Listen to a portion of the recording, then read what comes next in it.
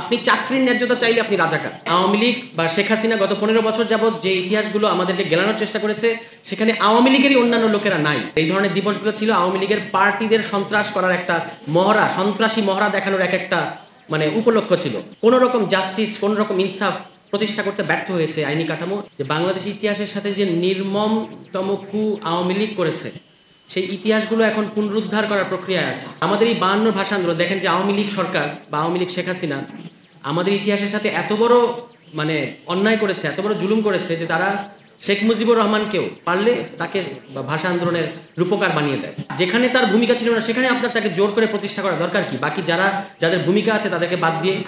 এটাই ছিল আওয়ামী লীগের ইতিহাস। এটাকেই তারা বলেছে মুক্তিযুদ্ধের ইতিহাস। আওয়ামী লীগ বা শেখ হাসিনা গত 15 বছর যাবৎ যে ইতিহাসগুলো আমাদেরকে গেলানোর চেষ্টা করেছে, সেখানে আওয়ামী লীগেরই অন্যান্য লোকেরা নাই।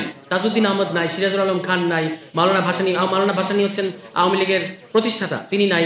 আব্দুর রহমান তর্কবাগীশ নাই, আব্দুর রশিদ তর্কবাগীশ নাই। এরকম যারা আওয়ামী লীগের অন্যান্য যে অংশ আছে, যারা শেখ মুজিবুর রহমানের বাইরে কে আছে তার ইতিহাসে?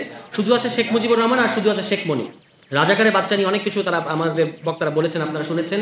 এই রাজাকারের বাচ্চা বলাটা খুব নিরীহ ব্যাপার না।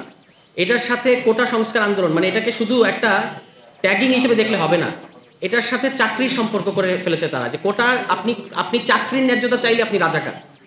তার মানে হচ্ছে যারা পার্টির প্রতি লয়াল, যারা দলের প্রতি লয়াল, তারা চাকরি পাবে, এবং এর বাইরে যারা এটা বিরোধিতা করবে তারা হচ্ছে আসলে আপনার রাজাকার। এইখান থেকে বাংলাদেশ বেরিয়ে এসেছে, এবং সেই প্রথম 21শে ফেব্রুয়ারি হচ্ছে আজকে আমরা পালন করছি।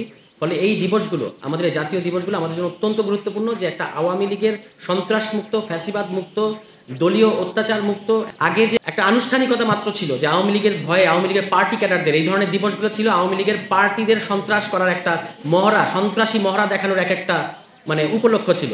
আজকে আমরা আওয়ামী লীগ মুক্ত পরিবেশে 21শে ফেব্রুয়ারি উদযাপন করতে পারছি। আমাদের 52 ভাষা আন্দোলনের যারা শহীদ হয়েছেন, যারা আমাদের আমাদের স্বাধীনতার যে সংগ্রাম, আমাদের যে লম্বা যে সংগ্রামের ইতিহাসটা আমরা টানি, এখানেও আমরা 21 এবং 24কে যে মেলানোর চেষ্টা করেছি, এটার যারা একেবারে শুরুর দিকে আমাদের যারা পূর্ব প্রজন্ম আছেন, যাদের গর্বিত উত্তরাধিকার আমরা, তাদেরকে আমরা আজকে মন খুলে আমাদের ভেতর থেকে স্বতঃস্ফূর্তভাবে উদযাপন করতে পারছি। ফলে এই দিবসটা আমাদের জন্য খুব ইম্পর্টেন্ট। 144 ধারা জারি করা হয়েছিল 21 ফেব্রুয়ারি। এটা কিন্তু একটা আইন ছিল সামরিক সরকারের বা ওই সময়কার পাকিস্তান সরকারের একটা আইন ছিল। এই 144 ধারা আপনি ভঙ্গ করেছেন, আমাদের দেশের ছাত্ররা এবং জনগণ ভঙ্গ করেছে। কেন? কারণ 144 ধারা ভঙ্গ না করলে আসলে ন্যায্যতা প্রতিষ্ঠা করা যাচ্ছিল না।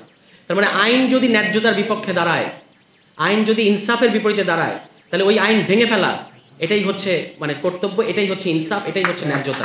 আজকেও বাংলাদেশে যে আইন, যে সংবিধান, এই সাংবিধানিক কাঠামো, এই আইনি কাঠামো দীর্ঘদিন যাবৎ এখানকার বাংলাদেশের মানুষের, জনগণের বিরুদ্ধে দাঁড়িয়ে আছে। কোন রকম জাস্টিস, কোন রকম ইনসাফ প্রতিষ্ঠা করতে ব্যর্থ হয়েছে আইনি কাঠামো।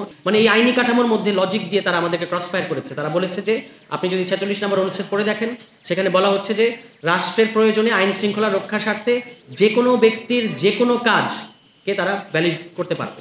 আমরা এই কারণে বলেছি যে এই সংবিধান, যে কিনা বাংলাদেশের তিনটা নির্বাচন, তিনটা ভুয়া নির্বাচন আটকাতে পারে নাই, বাংলাদেশের মানুষের গুম হওয়া থেকে রক্ষা করতে পারে নাই।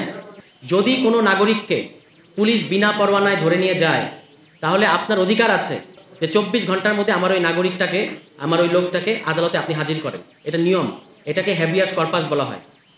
এই নিয়মটাকে তারা বৃদ্ধাঙ্গুলি দেখিয়েছে কিন্তু এতদিন। তার মানে এই সংবিধান আপনাকে এই প্রোটেকশন দিতে পারে নাই। বেআইন আর আইনের যে ফারাক থাকতে হবে একটা রাষ্ট্রে, এটাকে তারা একাকার করে দিয়ে ভেঙে ফেলেছিল।